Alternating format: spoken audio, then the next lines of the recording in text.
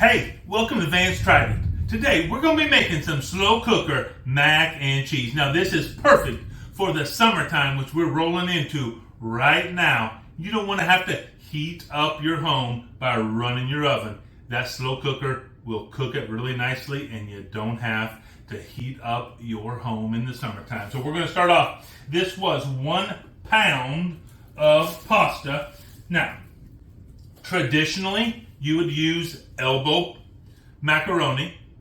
You could use shells in macaroni, kind of like the Velveeta or the Kraft shells in macaroni, which was a staple for me when I was in college. Just grab that hot pot, put some water in there, cook those noodles, drain it, put that packet of sauce in there. Oh, that was magnificent.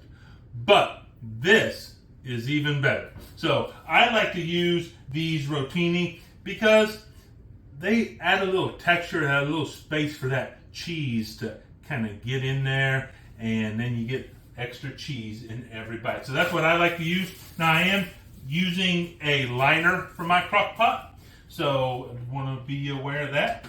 Now what we're going to do is we're going to start off by adding some of these ingredients. We have here a half a cup of butter. Now I have cut these up into pretty small pieces. That way they will melt in there a little bit better.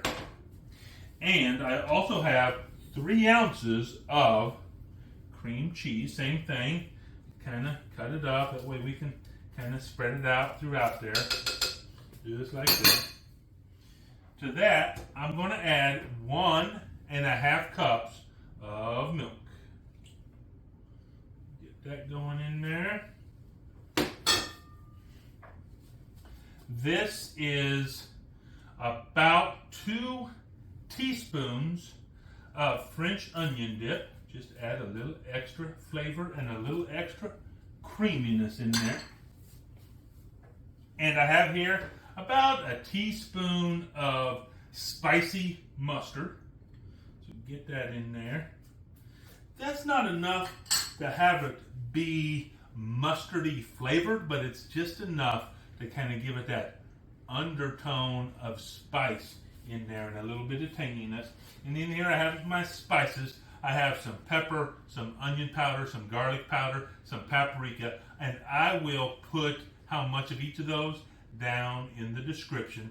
And hey, while you're down looking at that, you know there's also a comment section. It would help me out greatly if you would leave a comment on this video. Let me know, what is your favorite side dish? Do you love mac and cheese?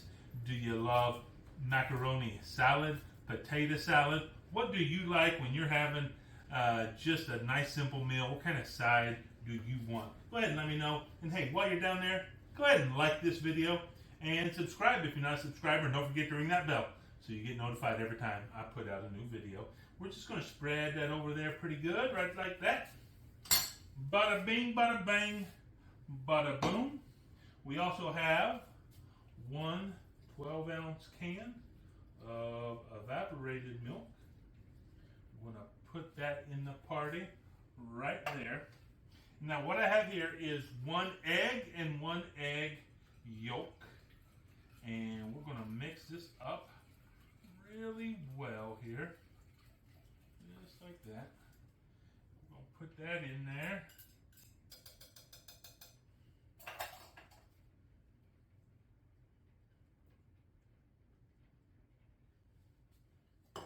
Now we're just going to give this a nice little mix. Let that butter and cream cheese and all the spices really get mixed in there and spread out around in there, just like that.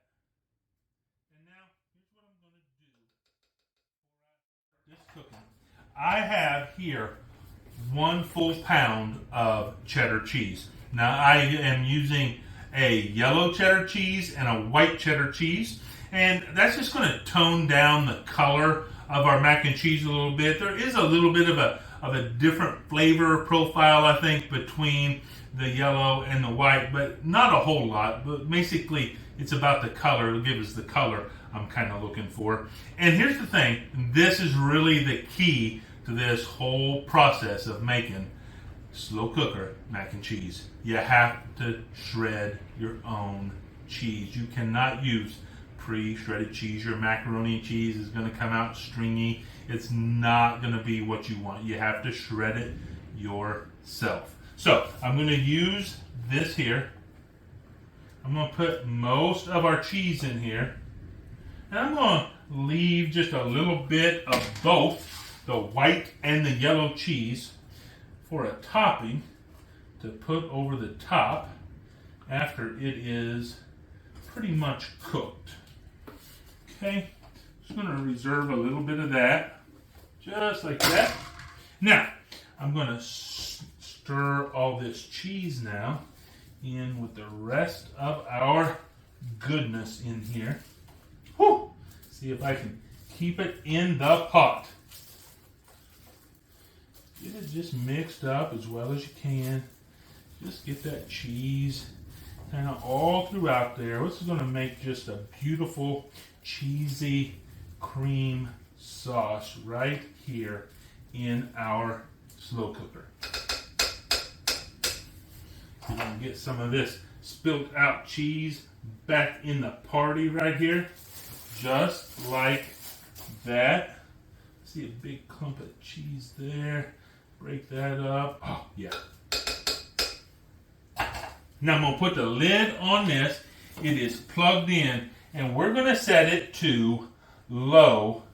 We're going to let it cook for an hour and a half. Now, another key when you're doing the slow cooker. Put the lid on. Leave the lid on.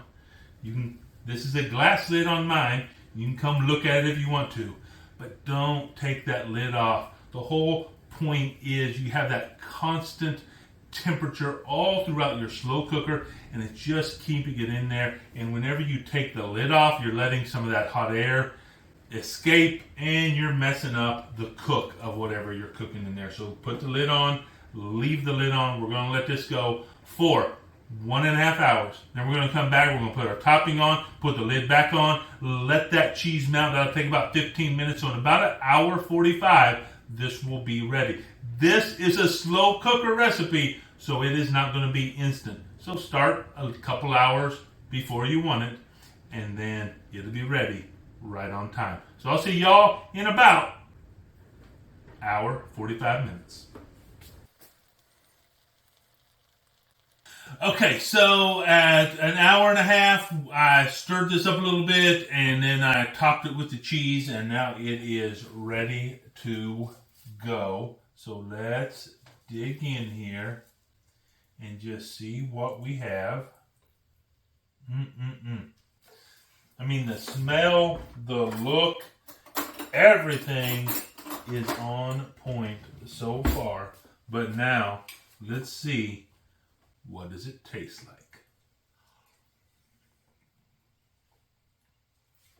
I mean, it's so creamy.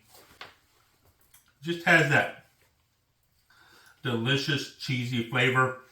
And all the spices we put in there, the great thing about it is it just enhances the flavor.